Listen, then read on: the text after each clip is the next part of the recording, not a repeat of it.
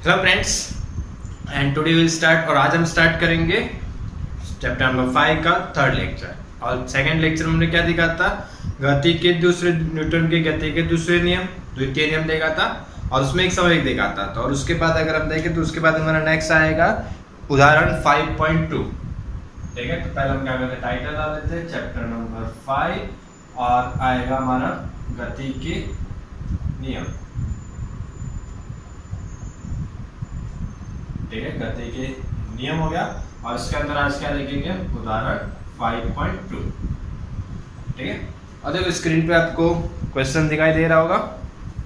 ठीक है, क्या बोला है, 90 मीटर पर सेकेंड चाल से 90 मीटर पर सेकेंड चाल से गतिमान 0.04 किलोग्राम सामर्थ्य की कोई गोली लकड़ी के भारी गुटके में 10 कर 60 सेंटीमीटर दूरी चलकर रुक जाती है। मतलब देखो, एक तो 90 मीटर पर सेकेंड मतलब वेग दिया हुआ है, कौन सा वेग है, अंतिम वेग है कि प्रारंभिक वेग। देखो बोला हुआ है कि गुटके में 10 कर रुक जाते हैं, मतलब लास्ट में जाके रुक जाती है, मतलब प्रारंभिक वेग दिया हुआ है हमें। प्रारंभिक वेग का मान हमारा कितना हो जाएगा, 90 मीटर पर सेकेंड।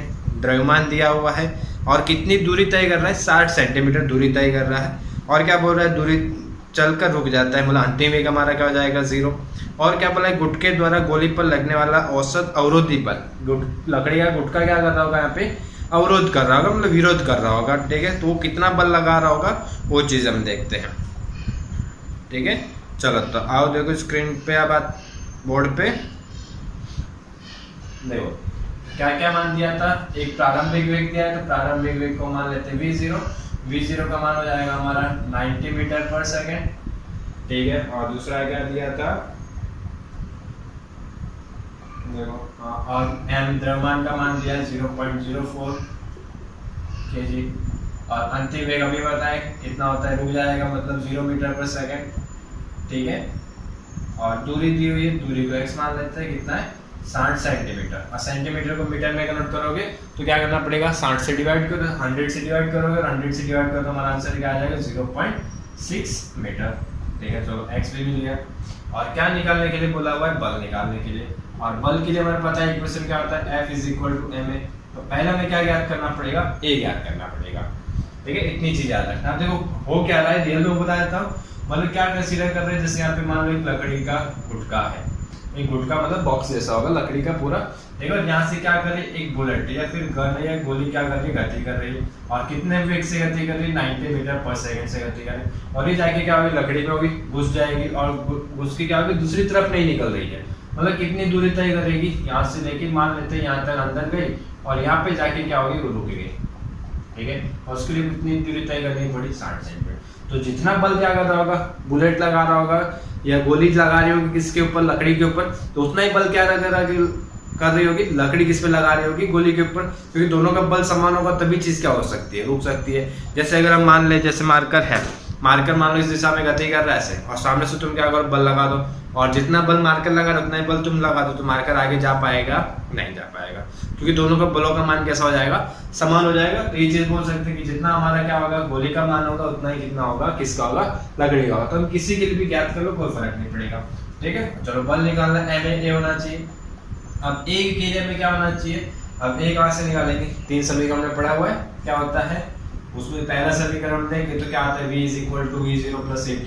अब देखो इसमें से हम a निकाल सकते हैं, v भी है हमारे पास और v0 भी है, बट t कहीं पे नहीं है क्वेश्चन में।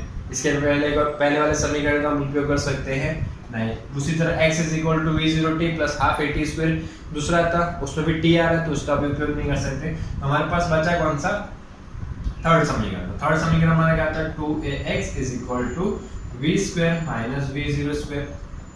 ठीक है, यहाँ से हम निकाल सकते हैं। देखो अब a भी है हमारे पास, ये हमें ज्ञात करना है, x का मान दिया हुआ है, v का मान दिया, v0 का मान दिया हुआ है, सबका मान रख देते हैं। तो 2 तो ज्ञात करना है, x का मान 0.6, v कितना हमारा 0 और v² कितना होगा 90 का होगा। ठीक है, अब देखो इस 0 - 90², तो इसको करेंगे मल्टीप्लाई में, एक आ जाएगा डिवाइड पे, तो हमारा आंसर आएगा 1900 का तो 8100 डिवाइड बाय 0.6 और इंटू 2।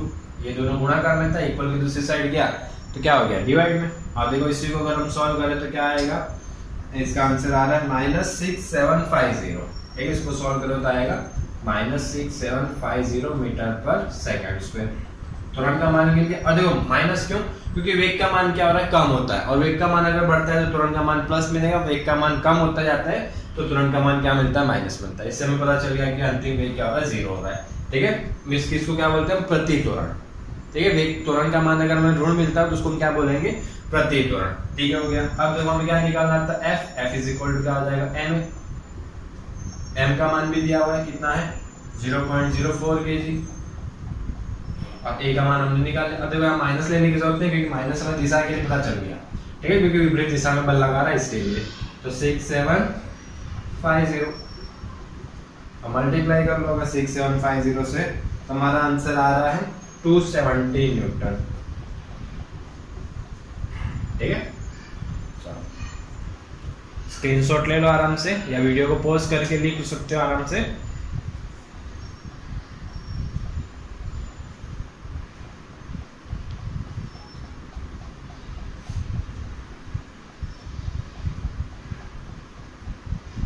चलो ठीक है, इसके बाद अगर नेक्स्ट देखें तो नेक्स्ट हमारा उदाहरण है 5.3।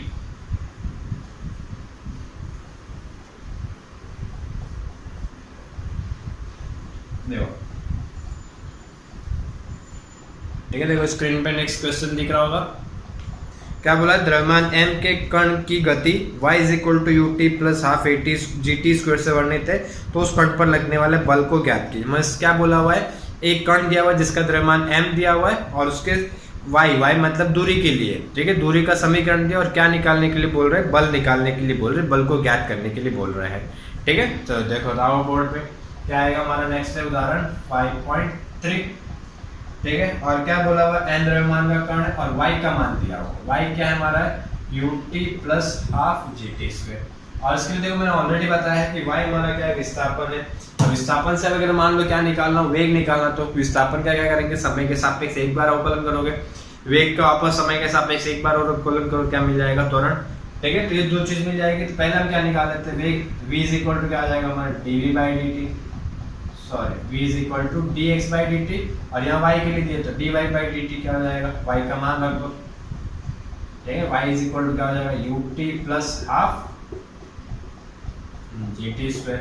हाँ देखो अवकलन के लिए रूल्स मैंने बताया था, वापस एक बार रिपीट करता हूँ, t के सापेक्ष करो तो t में परिवर्तन होगा, बाकी सब चीजें वैसे की वैसी सेम ऐसी रहेगी। ठीक है, यहाँ पे u का u, अब t है, घात में जो भी होगा घात से गुणा करेंगे और घात में -1 करेंगे। घात यहाँ देख रहे हो तो क्या है, 1 है, 1 से मल्टीप्लाई और 1 - 1 प्लस हाफ का हाफ जी का जी। अब यहाँ पे भी वही रूल्स लगाओगे, घात से मल्टीप्लाई और घात -1 तो 2 - 1 और 1 हमें लिखने की जरूरत है नहीं, यहाँ से 2 कैंसिल और u into 1 u और t raised to 1 - 1, t raised to 1 - 1 is 0, और किसी की भी घात अगर 0 होती है तो उसका मान कितना होता है 1। यहाँ पे t का मान कितना हो जाएगा 1 प्लस हाफ का हाफ ही गया और बचा क्या gt। तो यहाँ पे फाइनली हमारा इक्वेशन क्या आएगा u प्लस gt। ठीक है, देखो हमें क्या निकालना है, त्वरण निकालना है, क्यों, क्योंकि बल ज्ञात करने के लिए बोला है। तो बल के लिए हमारा समीकरण क्या होता है ma, तो m तो दिया हुआ है, सिर्फ a का मान निकालना, जो भी मान आएगा उसको रखना है। देखो v मिल गया, v से अगर वापस त्वरण निकालना तो उसके लिए समीकरण क्या होता है dv बाई dt। ठीक है, और v का मान रखोगे, v का मान क्या हमारा u प्लस dt, तो d by dt u plus dt। ठीक है, और यहाँ पे देखो अब t है ही नहीं, और t है ही नहीं तो उसका अवकलन क्या हो जाता है 0 और प्लस, अब इसमें g का बाद और t को अवकलन करो तो घात क्या है 1, 1 से गुणा कर और 1 - 1। ठीक है, फिर फाइनली हमारा आंसर क्या आएगा g into 1 g, t raised to 1 - 1 means t की घात 0, और किसी की भी घात 0 होती है तो उसका मान कितना होता है 1, और 1 into g करो तो फाइनली हमारा आंसर क्या आ जाएगा a is equal to g। ठीक है, अब a का मान मिल गया, a का मान यहाँ रख दो, तो f के लिए समीकरण क्या आ जाएगा f is equal to mg। देखो मान नहीं दिया हुआ, समीकरण मिला हमें, और ये जो mg मिलता है ये नॉर्मली किसके लिए उपयोग करते हैं, चीज बता देता हूँ, यही फॉर्मूला यूज करते हैं गुरुत्वाकर्षण के लिए। ये एक चीज याद रखना, अगर तुम्हें कोई भी गुरुत्वाकर्षण बल ज्ञात करने के लिए बोले ना तो उसके लिए फॉर्मूला क्या लगा देना, F is equal to mg। ठीक है, तो फटाफट इसका स्क्रीनशॉट ले लो या फिर वीडियो पॉज करके आराम से नोट डाउन करो।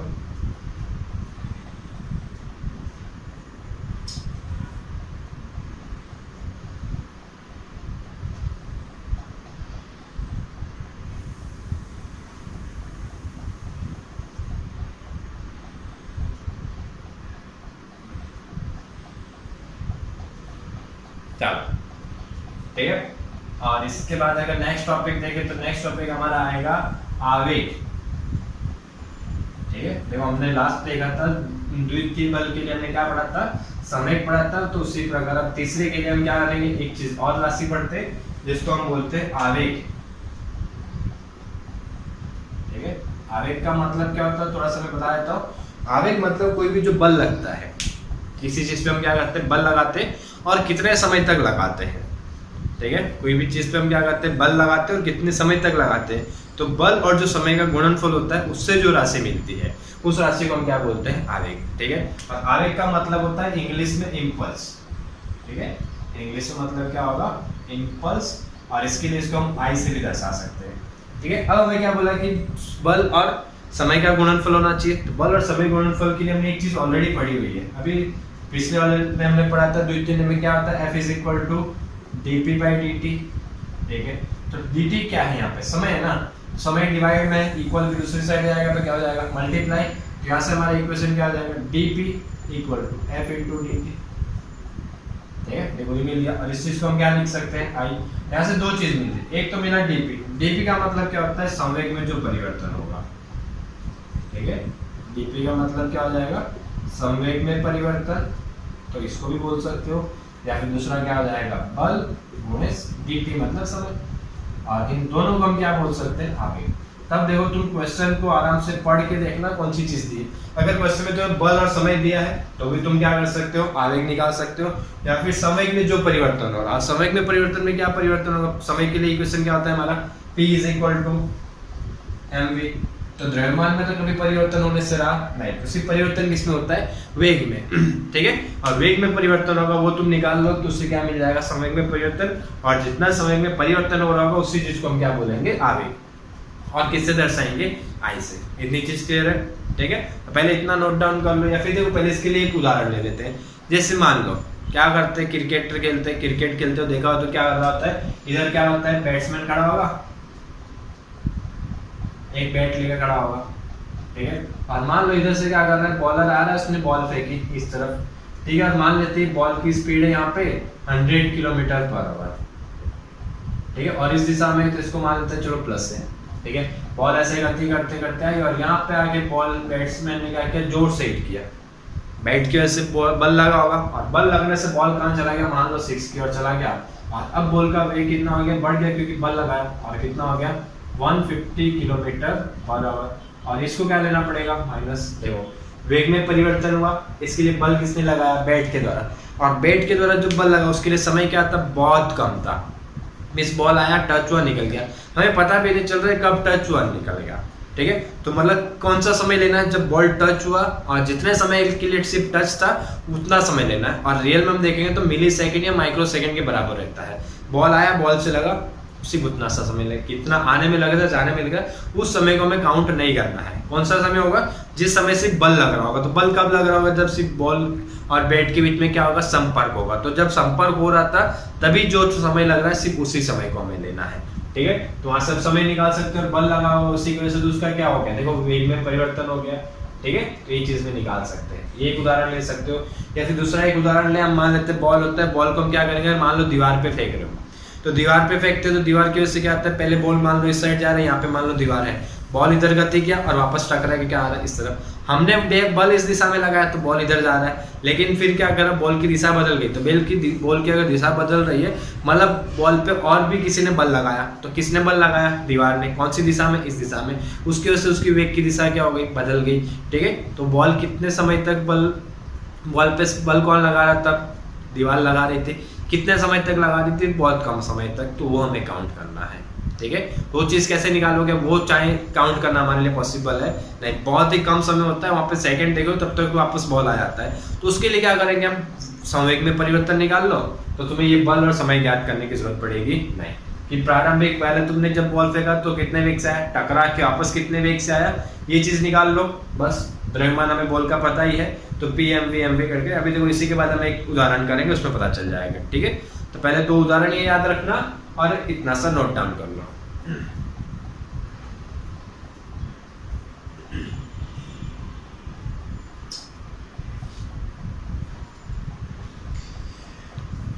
अब देखो स्क्रीन पे एक क्वेश्चन दिख रहा होगा, ठीक है, 5.4 का क्या बोला है, कोई बल्लेबाज किसी गेंद की आरंभिक चाल, कोई बल्लेबाज किसी गेंद की आरंभिक चाल जो 12 मीटर पर सेकंड है में बिना परिवर्तन के उस पर हिट लगाकर सीधे गेंदबाज की दिशा में वापस भेज देता है। मतलब पहले बॉल आ रही है बैट्समैन की तरफ, बल्लेबाज की तरफ कितने वेग से, 12 मीटर पर सेकंड से, और बल्लेबाज क्या कर रहा है, उसको मार के कहाँ भेज रहा है, वापस गेंदबाज की तरफ, लेकिन वेग में कोई परिवर्तन कर रहा है नहीं, लेकिन दिशा में परिवर्तन हो रहा है। इसके लिए एक प्लस होगा और एक होगा हमारा माइनस, ठीक है, ये चीज़ याद रखना।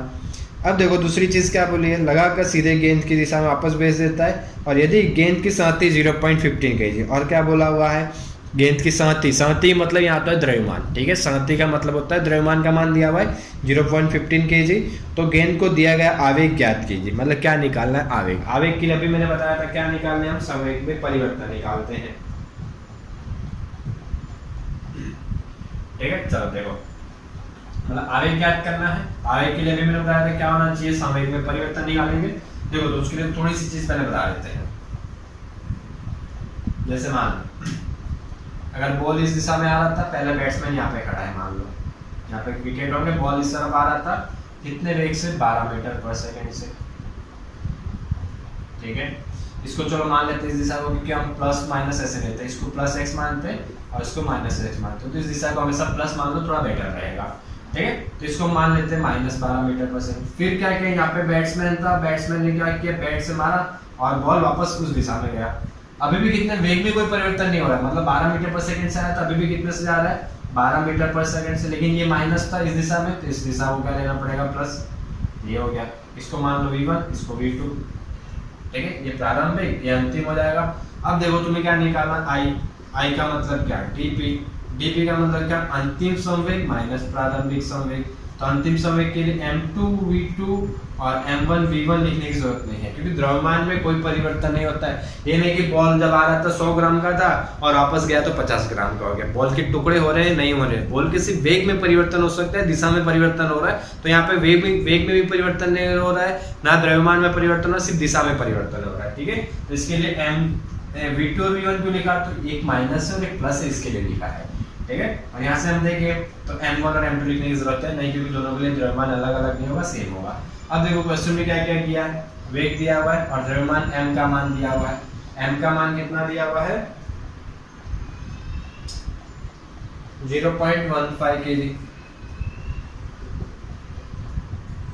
ठीक है, ये चीज हो गई। अब देखो यहाँ से हम क्या करेंगे, अगर I निकालना हो तो m v2, दोनों में से m कॉमन निकाल लो, क्या बचेगा, v2 माइनस v1, ठीक है। m का मान हो जाएगा 0.15, v2 कितना 12 माइनस ये कितना है -12। देखो माइनस वाला काउंट प्लस रखना, ना कि डायरेक्टली लिख दो तुम, ठीक है।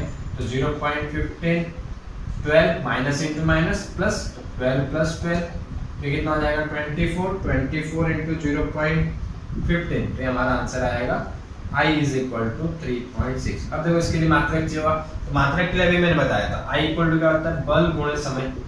तो बल का मात्रक क्या होता है, न्यूटन, और समय के लिए क्या होता है, सेकंड। तो इसके लिए मात्रक क्या हो जाएगा, न्यूटन इंटू सेकंड। और देखो अगर नहीं पता चल रहा, डाउट टू वापस कर, तो वीडियो को क्या कर सकते हो, एक बार वापस रिवाइज करके फॉरवर्ड बैकवर्ड करके देख सकते हो, ठीक है। तो इसका स्क्रीनशॉट ले लो या फिर वीडियो को पॉज करके आराम से नोट डाउन कर लो। ये था हमारा उदाहरण 5.4।